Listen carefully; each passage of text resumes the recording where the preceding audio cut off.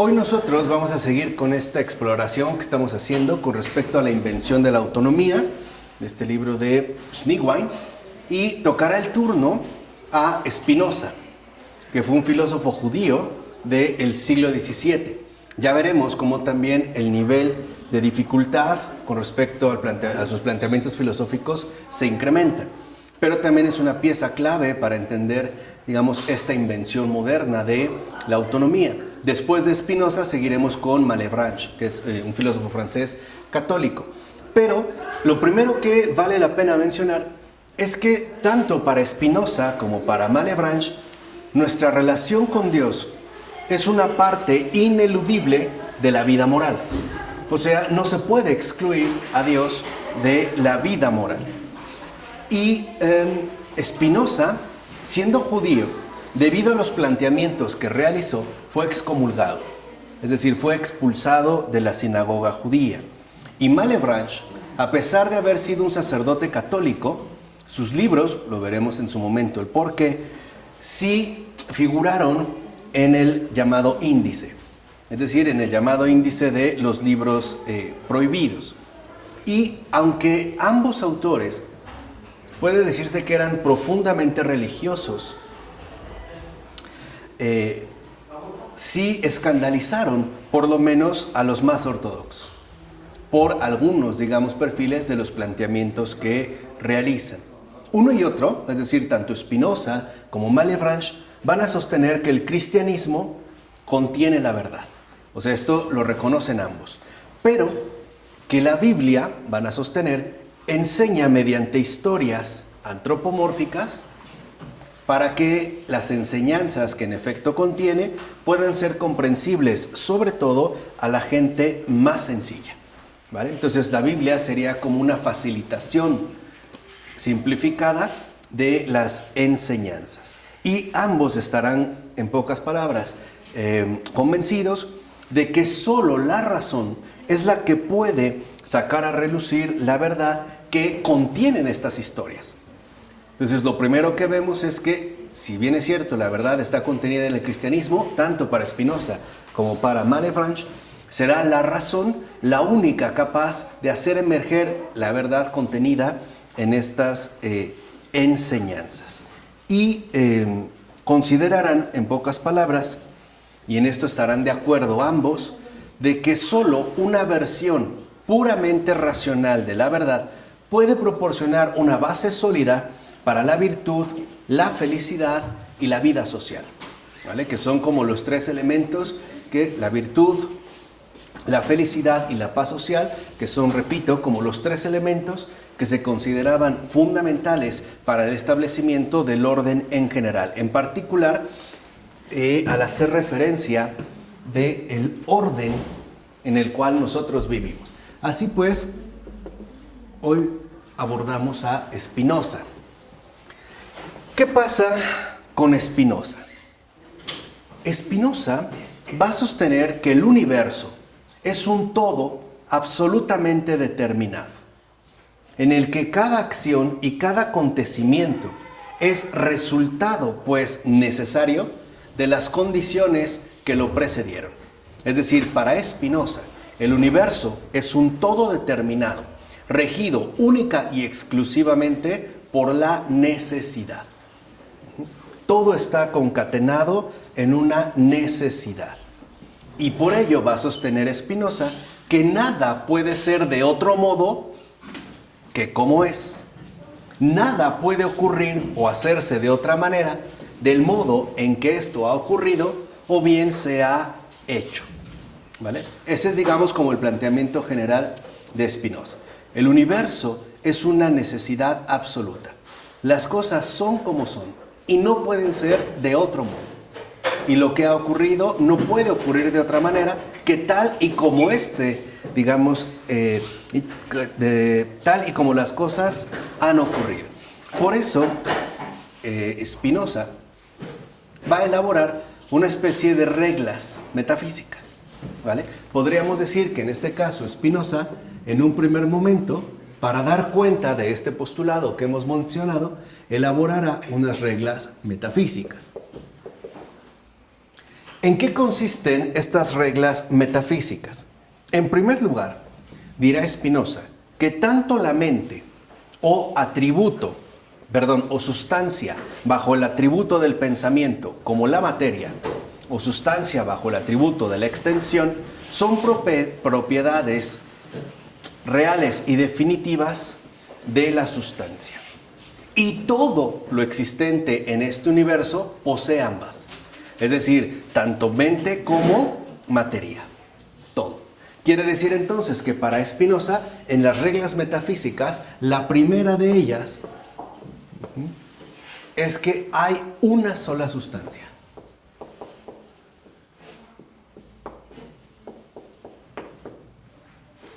Hay una sola sustancia, la cual se manifiesta en múltiples atributos. En este caso en particular, por ejemplo, como la mente, que sería la sustancia expresada bajo el atributo del pensamiento, como la materia. En tanto, esta se expresa bajo el atributo de la extensión. De ahí pues considerará Spinoza que, por ejemplo, las piedras y los animales piensan. Porque las piedras, por ejemplo, y los animales piensan. Porque es una sola sustancia, pero expresada de diversos modos. Vamos a decirlo así, bajo diversos atributos. Y si los seres humanos poseen extensión, Dios mismo, que forma parte de este universo, también la posee. Entonces, esta sustancia única que posee múltiples atributos es infinita. Hay una sola sustancia infinita que se manifiesta de diversos modos. Dicho de otra manera, dirá Spinoza, la sustancia se diferencia en modos finitos. Ahora, esta única sustancia, cuya manifestación se da de modos diversos o bajo múltiples atributos y que es infinita, Spinoza le llama tanto natura como Dios. Es decir, que esta sustancia infinita es natura, le llama Spinoza, o bien Dios. Aquí, de entrada, podemos decir que Spinoza naturaliza a Dios al hacerlo parte de una única sustancia, o bien diviniza la naturaleza, que sería en este caso lo mismo. Spinoza le llamará tanto natura como Dios. Ahora, como solo hay una sola sustancia, y esta sola sustancia también posee extensión, y Dios es parte de este universo y por ende es extenso, es justamente Dios todo el espacio y lo que lo llena. ¿Qué quiere decir? ¿Qué está desarrollando Spinoza? Lo que se conoce como panteísmo. Dios está presente en todo, incluso también como extensión. Además, como ente ya no solo extenso, sino además pensante, Dios es conocimiento infinito del universo, entendido en toda su necesidad. Es decir, entendido en toda su complejidad. Así pues, a más de ser infinito, el Dios de Spinoza es eterno. ¿Por qué? Porque es causa de todas las cosas y además conoce todas las cosas. También este Dios es activo y produce todas las esencias, lo mismo que produce toda existencia. Y Spinoza va a sostener que como a Dios solo lo controla Dios mismo y nunca nada que esté fuera de él, Dios es libre en el único sentido real. Es decir, en este caso, nada controla a Dios que no sea, en este caso, Dios mismo. Pero, como Dios está empeñado en su actividad, ocasionando esencias y existencias, va a decir, Dios no obra en virtud de la libertad de la voluntad humana. ¿Qué quiere decir? Que en este caso, Dios, natura o Dios, como él le llama, esta única sustancia infinita, es algo enteramente libre, que no estaría pues condicionado por nada que no sea él mismo. Además, como todo es como es y no puede ser de ninguna otra manera, esto significa que para Spinoza el universo en su conjunto se puede comprender a partir de la naturaleza misma de Dios, la cual sería tan necesaria como por ejemplo lo son los teoremas de la geometría, que se adquieren a partir de sus respectivos axiomas. Entonces podemos decir que esta natura o Dios es también una necesidad absoluta. Por ejemplo, como cuando decimos que 2 más 2 es 4 y que necesariamente es 4 y que no puede ser el caso que 2 más 2 sea 5 o 6 o cualquier otra cosa que no sea, en este caso, 4. Entonces, lo primero que salta a la vista y resulta claro es que Spinoza no concibe a Dios de la manera tradicional, por ejemplo, en que sí lo hacen ya sean los judíos o los cristianos. ¿Vale? De entrada ya queda claro. Pero la diferencia que más llama la atención es que, según la concepción de Spinoza, Dios no actúa jamás en función de algún tipo de finalidad. Es decir, esta necesidad absoluta es a su vez carencia de finalidad.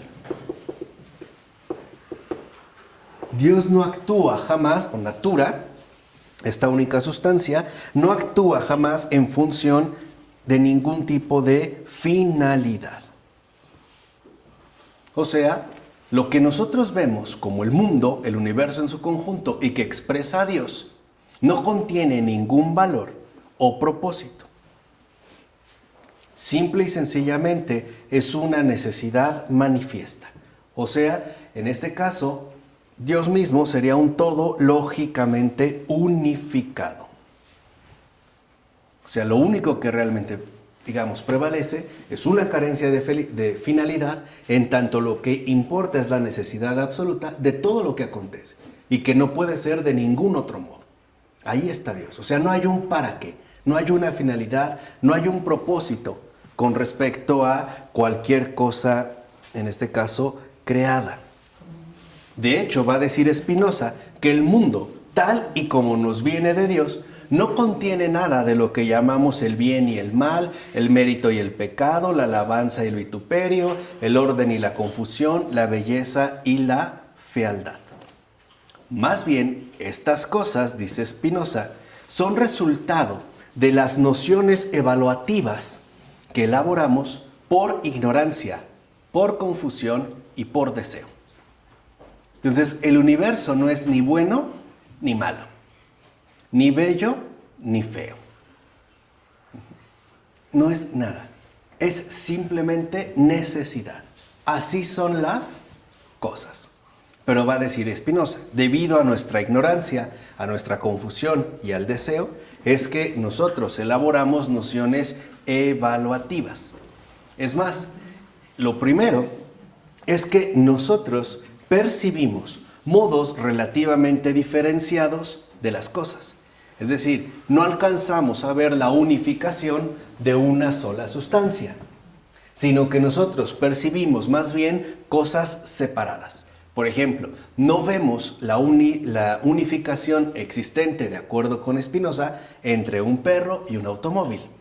Tendemos a considerar que se trataría de dos cosas distintas, pero en realidad dice Spinoza que esto se debe a que cada ente creado posee un esfuerzo para preservarse en su ser separado. ¿Qué quiere decir? Cada ente creado tiene un conatus. Y esto es muy importante, esta es su segunda regla metafísica, lo que Spinoza llama conatus. ¿Qué es el conatus? Un impulso de supervivencia.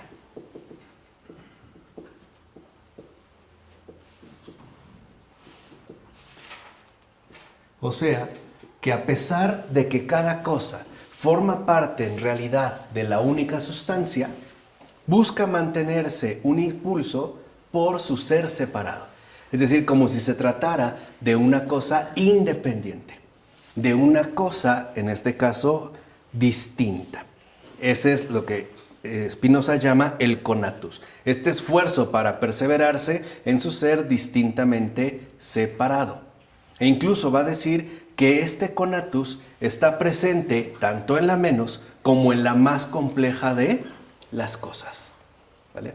Hay pues este impulso por tratar de conservarse como algo separado, como algo distinto a la única, en este caso, sustancia. Y dice Spinoza, si nosotros consideramos que el conatus es solo esfuerzo mental, lo llamamos voluntad.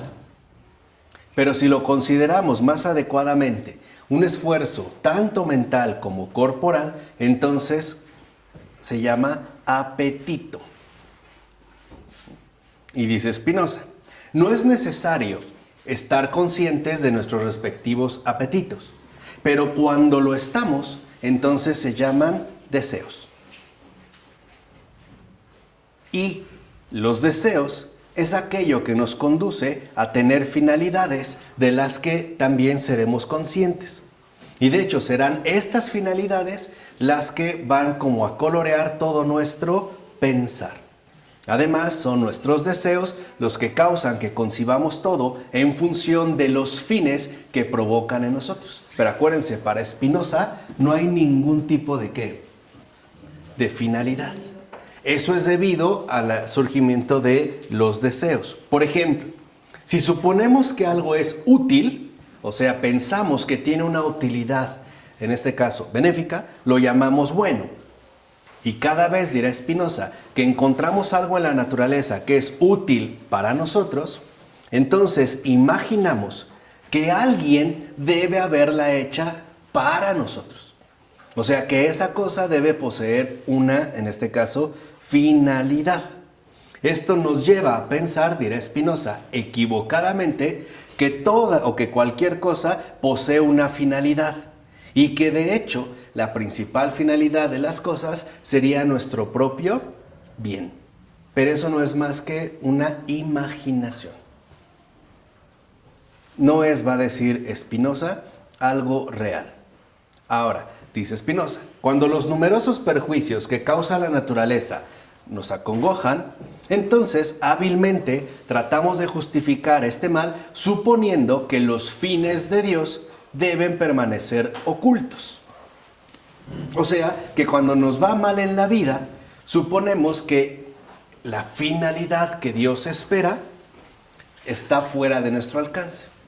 En pocas palabras, nos sentimos lastimados, pero suponemos que eso tendrá algún tipo de finalidad.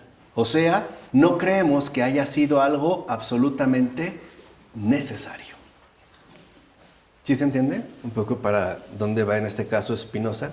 Incluso dice, Spinoza va a ridiculizar a quienes suponen que Dios debe de haber planeado matar a alguien a quien le cae una piedra en la cabeza. Porque creen que no hay otra manera de poder dar cuenta de ese accidente. O sea, está ridiculizando ¿a quién? A Descartes. Para quien acuérdense, ¿no? El voluntarismo de Dios lo es absolutamente todo.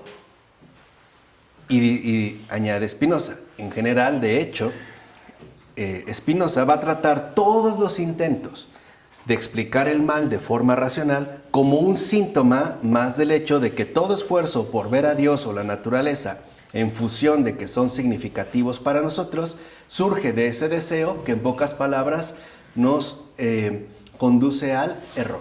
Entonces no tenemos por qué ver finalidades. Por ejemplo, cuando alguien dice que te ocurrió esto, pero ha de ser para un bien, dirá Spinoza, te engañas.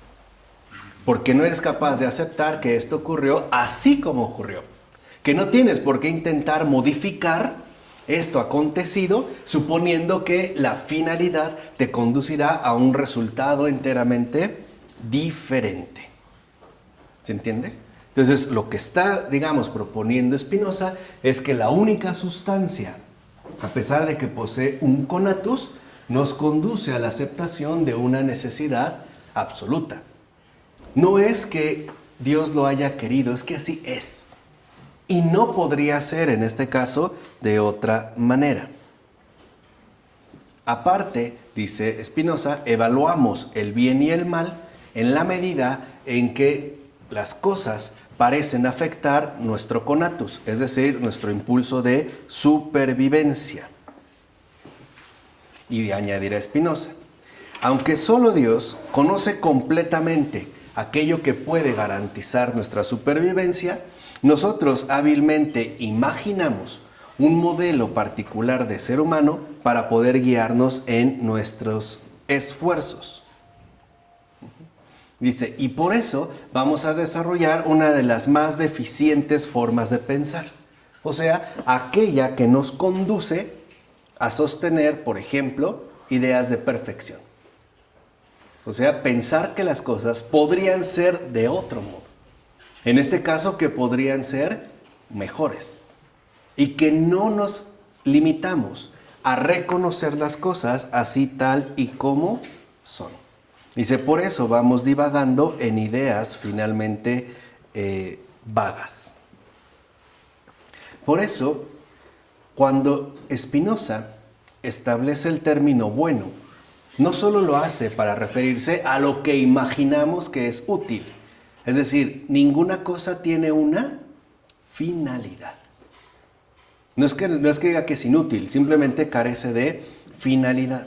Y más bien va a decir que cuando nosotros empleamos bueno, lo hacemos como recurriendo a aquello que nos resultaría un medio para acercarnos más y más, por ejemplo, al modelo de naturaleza humana que nos hemos propuesto. O sea, en pocas palabras, al parecer cada uno de nosotros intenta alcanzar un determinado fin. Pero dice Spinoza, nos engañamos. Porque esta sustancia infinita, natura o Dios, carece de finalidad.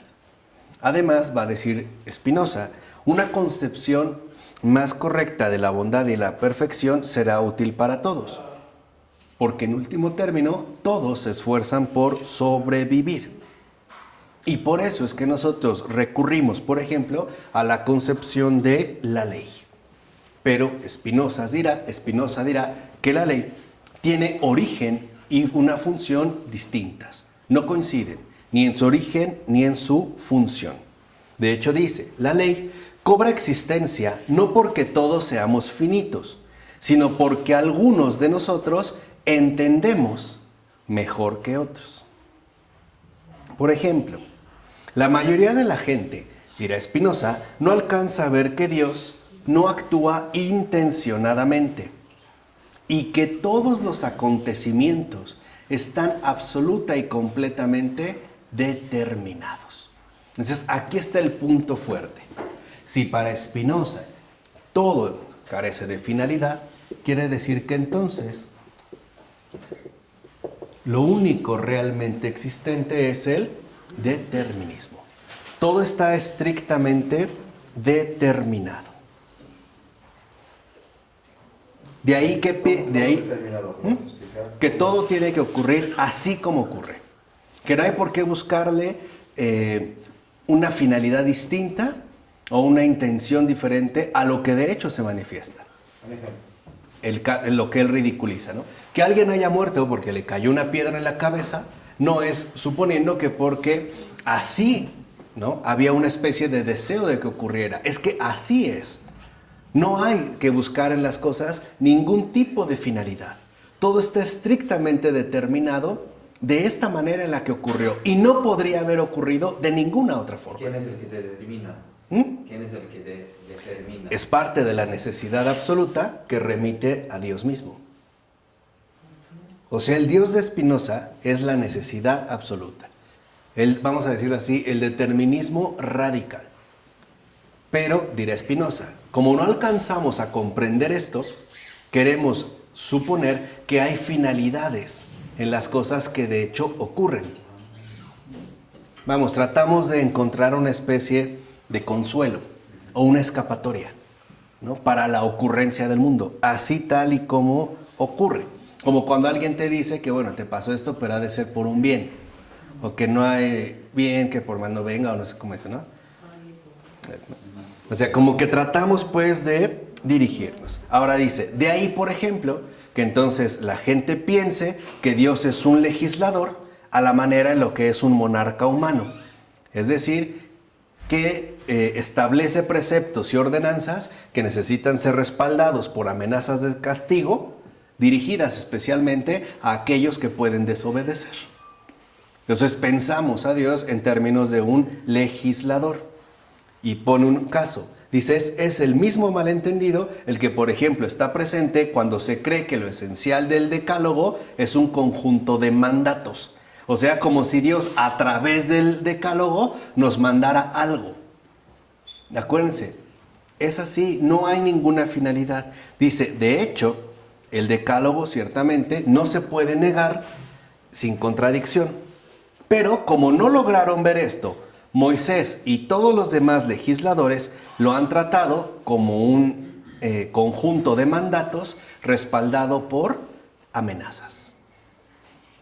Esta convicción, entre otras, es lo que le valió la excomunión, el que fuera excomulgado de la sinagoga. Precisamente, digamos, dentro de esta partida.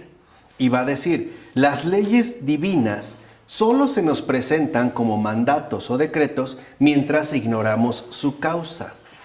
Y es exactamente lo mismo que ocurre en el caso de las leyes relacionadas con la política.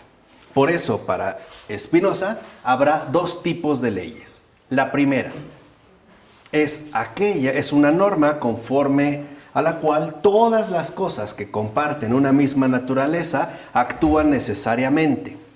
El otro es el que surge de la voluntad humana. ¿Qué quiere decir? ¿Podemos decir que hay una especie de ley natural a la cual se ajustan necesariamente todos los que comparten una misma especie, por ejemplo, los pulpos, pero otra que emerge aquí sí de la voluntad humana? Y las voluntades, va a decir Spinoza, humanas, ocasionan leyes que son entendidas como mandatos humanos que ciertamente la gente puede obedecer o no obedecer, porque no requieren nada que rebasen sus habilidades comunes. Y va a decir Spinoza, de hecho, debemos restringir el término a este significado y definir la ley de la siguiente forma. En palabras de Spinoza, la ley es la forma de vivir que el hombre se prescribe a sí mismo o a otros por algún fin. O sea, son invenciones para tratar de alterar la necesidad de las cosas. O para tratar, digamos, de incidir en el acontecimiento del mundo. Por eso va a decir que las leyes, por ejemplo, de los políticos son precisamente de este tipo. ¿Qué les confiere su fuerza? Dice Spinoza, la ignorancia. En particular, la ignorancia de la masa de la gente común. O sea, el vulgo, por la que de hecho Spinoza no tenía ningún tipo de aprecio. Dice Spinoza, el verdadero fin de las leyes solo suele resultar claro a unos pocos, mientras que la mayoría de los hombres son casi completamente incapaces de percibirse. O sea, ¿cuál es la ley fundamental? Todo es absolutamente necesario, así como ocurre. No tenemos por qué hacer invenciones de otro tipo tratando de buscar alguna finalidad e incluso algún propósito. Es más, ni siquiera con algún tipo de valor. Por ejemplo, para Spinoza, el agua no es buena porque nos hidrate o porque nos ayude a tal cosa. Simple y sencillamente es así. Y ha tenido que ocurrir precisamente de ese modo. Dice, por eso la mayoría necesita de leyes. ¿Por qué? Porque debe de estar convencida, en pocas palabras, de que no debe actuar entendiendo la necesidad, sino en pocas palabras, por obligación, o sea, obedeciendo por medio de amenazas o bien accediendo a través de recompensas. De hecho, dirá Spinoza, la idea misma de que hay algo que uno debiera hacer es errónea. Ni siquiera podemos suponer que hay algo que debiéramos hacer. Es más, Spinoza sustenta que si tuviéramos un conocimiento claro y distinto de las acciones que ahora creemos que deberíamos hacer, no emplearíamos este concepto para nada. O sea, en pocas palabras, ¿qué está diciendo Spinoza? Que los que entienden la sustancia infinita no tienen obligaciones. Eso es lo que está diciendo. ¿Cómo que los que entienden? Sí, o sea, los que entienden lo que Spinoza está diciendo, sus reglas metafísicas, entonces ya no tienen ningún tipo de obligación. ¿Obligación con qué? Con nada, ni con nadie. ¿Por qué? Porque entienden finalmente la carencia de finalidad de Dios o natura. Es decir, han comprendido la necesidad absoluta de las cosas y por eso no están ya obligados a nada. Se ha roto pues cualquier tipo de compromiso. Dice Spinoza, cuando tenemos este tipo de conocimiento, lo que antes, por ejemplo, consideramos leyes, ahora dejarán de inmediato de ser mandamientos. ¿Y cómo los entenderemos? Dice Spinoza, como verdades eternas. O sea, como algo que necesariamente tendría que ser así. O sea, Spinoza, al igual que los platónicos de Cambridge, que ya vimos, cree que los insuficientes de entendimiento, o sea, básicamente casi todos, nosotros menos él y a los que espera llegar, serán esclavos porque obedecen por temor a las sanciones o bien por apego a las recompensas y no han entendido la ley única absoluta de la necesidad. Dice, por el contrario, los entendidos actuarán por amor. ¿Y qué es para Spinoza actuar por amor? Que cualesquiera que sean las leyes, serán las leyes que ellos se han dado a sí mismos, al entender la necesidad que determina todas las cosas. Entonces yo ya no necesito ningún tipo de precepto que me coaccione o que me obligue a nada. Yo ahora comprendo y conozco que las cosas son necesariamente así. He adquirido el entendimiento de esa necesidad que determina todas las cosas. Por eso, para Spinoza, todo se reduce a algo: incrementar el conocimiento. Esa es su tercera regla.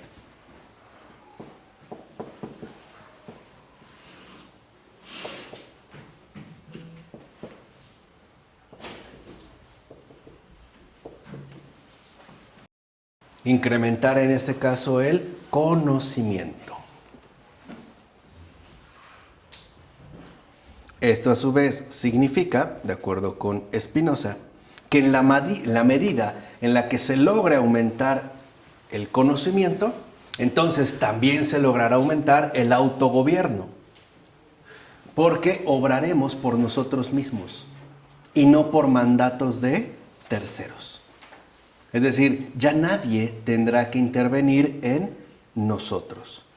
Y para eso, para hablar de incrementar el conocimiento, Spinoza hablará de la persona sabia. Es el nuevo modelo de sabio que Spinoza está proponiendo. De hecho, en los escritos de Spinoza, esta figura de la persona sabia está descrita de tal manera que nos resulte sumamente atractiva y que busquemos imitarlo. ¿Vale? O sea, nos busca convencer de que debemos actuar de esta manera, es decir, de la manera en la que Spinoza considera que se es sabia. Entonces, la pregunta inicial, por supuesto, es, bueno, ¿qué es la sabiduría? Para Spinoza, la sabiduría es el conocimiento intuitivo de Dios o natura. O sea, es un conocer que va más allá de la deducción de un conjunto de premisas. O sea, la sabiduría, en este caso el conocimiento intuitivo, es tener una visión mental de la conexión necesaria entre las proposiciones. ¿Qué quiere decir? Ya no estamos en el ámbito de los contenidos. Ya simple y sencillamente hemos accedido a esa necesidad que determina todas las cosas. Entonces, la persona sabia conoce esa necesidad que determina todas las cosas.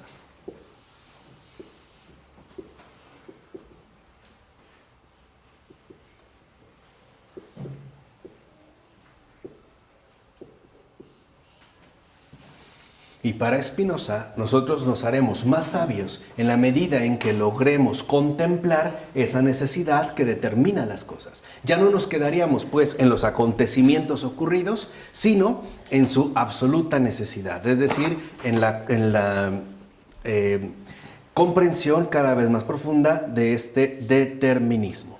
E incluso va a decir Spinoza, este tipo de conocimiento, por ejemplo, es el que obtenemos cuando llegamos a dominar una prueba matemática.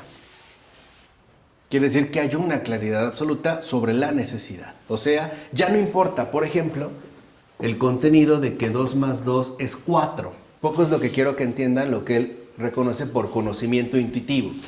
Ni siquiera cambiándolo por situaciones genéricas. Por ejemplo, que algo más algo de como resultado otra cosa. Sino que contemplemos, tengamos el conocimiento intuitivo de la necesidad de que así sea. Quiere decir que para Spinoza este es el conocimiento intuitivo. Ya no estamos en los contenidos, ni siquiera en su forma más rudimentaria, sino que alcancemos a comprender la necesidad que existe en que las cosas son de esta manera y que no cabe la posibilidad de que fueran, en todo caso, de otro modo. ¿Y cómo es la intuición católica? Verdadera. La intuición verdadera es que precisamente, ¿no?, que no hay como esta necesidad rígida que nos lleva a un determinismo, sino a una renovación permanente de gracia. Es decir, una continua novedad, donde no está el impulso de supervivencia, sino al contrario, el impulso de renuncia o de negación, donde la persona sabia literalmente se hace sabia en la medida en que no se incrementa a sí mismo, ¿no?, sino en que se reduce a sí mismo. Es decir, en este caso, ¿no?, recorriendo la humildad.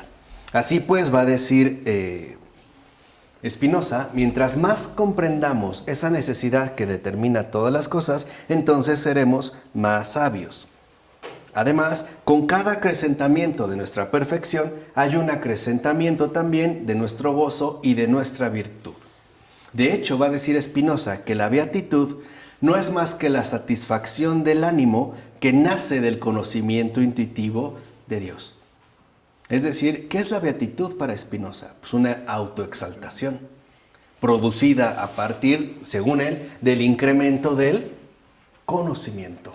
Ahora ya no estoy regido por leyes. He conocido la necesidad absoluta de las cosas, es decir, esa necesidad que determina todas las cosas, y de ahí va a brotar precisamente mi alegría. Además, va a decir Spinoza, perfeccionar el conocimiento no es tampoco nada más que entender a Dios y sus atributos y las acciones que se siguen de la necesidad de su naturaleza. En pocas palabras, la beatitud no es premio de la virtud. Acuérdense, no hay una finalidad, es la virtud misma.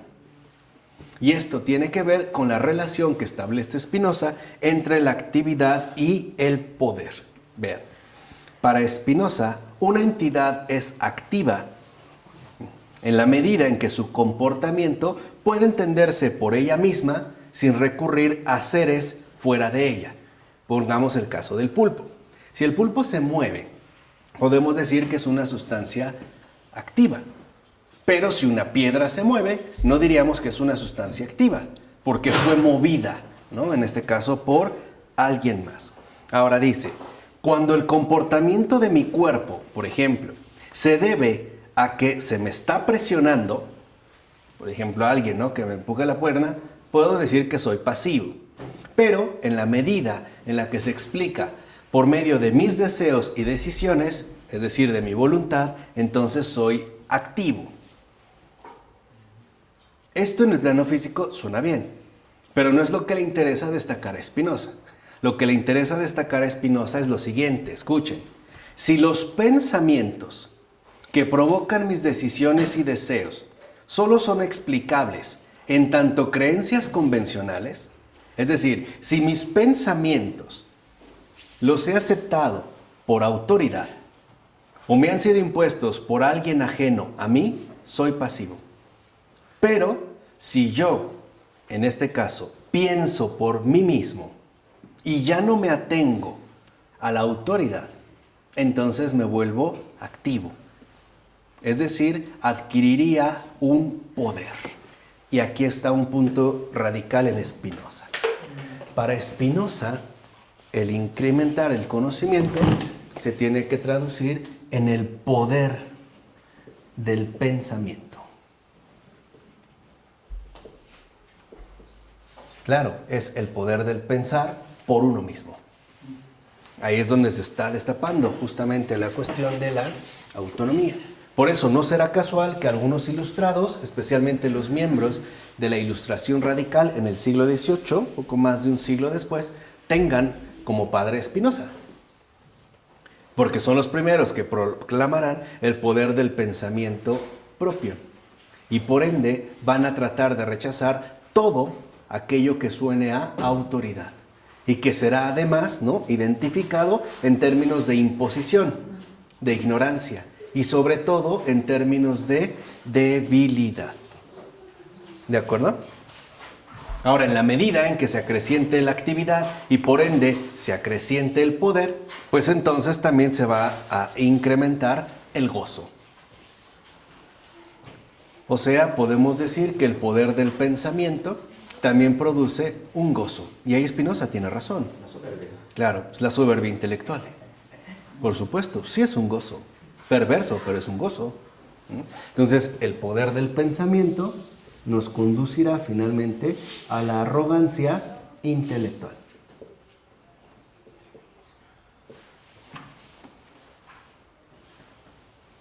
Por eso va a decir Spinoza que la virtud es la potencia humana misma, que se define por el solo esfuerzo con que el hombre se empeña en preservar su ser. Por eso va a decir que solamente actuamos por virtud en la medida en que estamos resueltos a actuar por nuestra propia comprensión de nosotros mismos y de nuestras circunstancias. ¿Esto qué significa? ¿Qué es la virtud? Pues la virtud para Spinoza es la vida regida por la razón y nada más. Obviamente por la razón propia. Es decir, por nuestra propia o nuestro propio poder pensante o nuestra propia capacidad pensante. De ahí pues Spinoza concluirá lo siguiente: nada sabemos ciertamente que sea bueno o malo, sino en realidad lo que conduce a entender o lo que puede impedir que entendamos. Entonces, ¿qué es lo que está proponiendo Spinoza? Vivir según la guía de la razón. Esto es lo único importante. Vivir según la guía de la razón. Y para ello considerará que es útil incrementar la sensibilidad corporal y la salud, porque eso también incrementa la habilidad de la mente. Dice, cuando el poder corporal se incrementa, tanto la mente como el cuerpo entran en un estado de gozo. Y así es como debemos mantenernos. Lo opuesto, en todo caso, no es literalmente gozo, y a eso se le llamaría tristeza. Por eso dice Spinoza, el sabio se recreará con la comida, con la bebida, con la música, con los juegos, con los teatros y otras cosas de esta especie. Claro, guardando las medidas, pero es bueno. O sea, tiene que cuidar su cuerpo y diríamos su salud para poder ejercer con mayor vigor su poder de pensar, ¿no? Es pues con vistas a esto. Dice, por ello, el sabio rehuirá la melancolía y evitará el odio y los sentimientos afines como la envidia, la burla y la venganza. Ahora, la compasión, dice Spinoza, es algo malo en sí mismo. Al igual que la humildad y el arrepentimiento, porque todas estas son formas de tristeza que indican nuestra propia debilidad de una u otra manera. O sea, pondrían en evidencia nuestra falta de virtud y por ende nuestra falta de poder. Entonces, la compasión, la humildad, el arrepentimiento son cosas propias de los no sabios. ¿Se encuentra aquí por el superhombre o no? No tiene nada. No, todavía no. Pero ya está, por eso les decía, ya no tiene obligación con nada. Ni siquiera da cabida a la compasión, el arrepentimiento, la humildad, porque sabe que lo ha cometido por puro determinismo. Es decir, eso ha ocurrido así por una absoluta necesidad. Claro, es por esa necesidad que determina todas las cosas. Por eso, el sabio, contrariamente a lo que propone la enseñanza cristiana, tiene que evitar a toda costa sentimientos de este tipo. Ahora, también de evitar el orgullo. Si bien la gente razonable sentirá una autoestima que provenga de una estimación precisa de su propio poder. De ahí pues derivará Spinoza que las acciones no son las portadoras esenciales de los predicados morales. Lo que les confiere su significado moral, dirá Spinoza, es el estado de la gente que hace que se lleve a cabo. Quiere decir que ahora todo va a ir recayendo en el sujeto. ¿Qué hace pues que una acción sea moral? Pues que sea realizada por un sabio. En este caso, por alguien que ya no se deja llevar por sentimientos contrarios a lo que correspondería, en este caso, su estado, y que más bien emanarían pues de una forma de autogobierno. Así lo que nosotros vemos, dice, es que las normas de acción son descripciones de cómo los pensamientos sobre los bienes y los males afectan a los que son sabios. O sea, no hay nada malo ni bueno. Por ejemplo, tener un hijo no tiene nada de bueno. Es simplemente parte, ¿no?, de una necesidad que determina todas las cosas. Pero violar a un niño tampoco tiene nada de malo. Porque esa es la ocurrencia necesaria de este universo. No tendría absolutamente nosotros que suponer que es algo bueno o malo. Incluso va a decir aquí Spinoza, ¿no?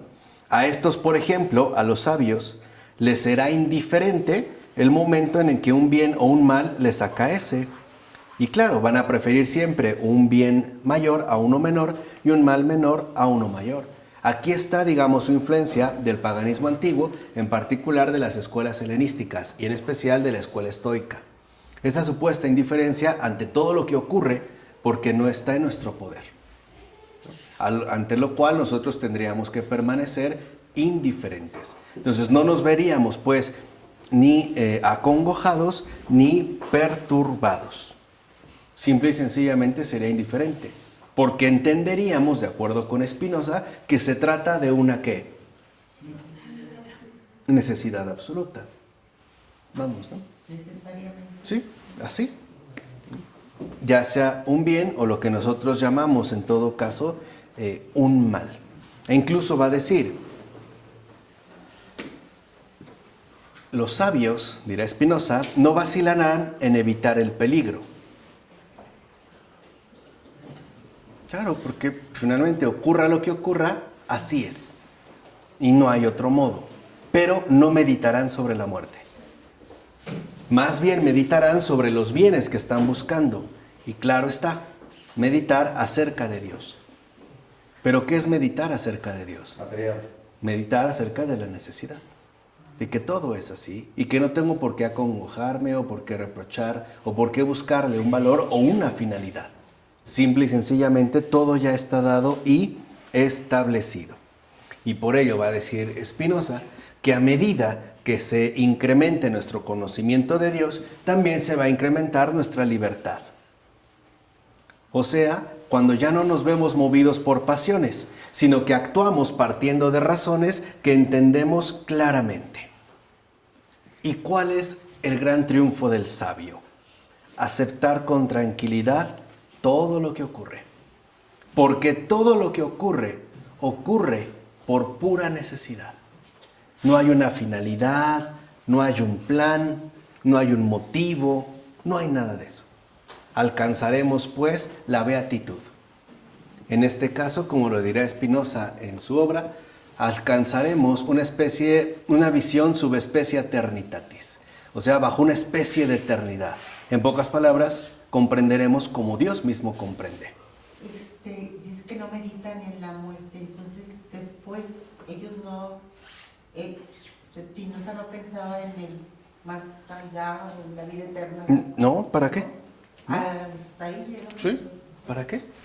Simple y sencillamente alcanzaremos este triunfo de ver la absoluta necesidad de todo lo que acaece, de todo lo que adviene, y esto nos permitirá aceptarlo con tranquilidad. Por eso, dice Spinoza, conforme nuestro conocimiento se va acrecentando y nuestra vida interior viene a ser vida activa, nuestra libertad precisamente se verá incrementada. Ahora, Spinoza no cree que sea posible alcanzar una libertad completa, ni que sea fácil acrecentar el grado de libertad de que gozamos, pero dirá, es la única cosa que merece la pena intentarse. O sea, para Spinoza, lo primordial es el perfeccionismo intelectual. Y el perfeccionismo intelectual nos conduce a sostener que Dios Dios o natura es una necesidad absoluta a la cual no tenemos por qué atribuirle ninguna finalidad o algún propósito, e incluso ningún tipo de designio valorativo. Por eso un punto radical en el planteamiento de Spinoza es que el yo se ve profundamente transformado por el incremento del conocimiento.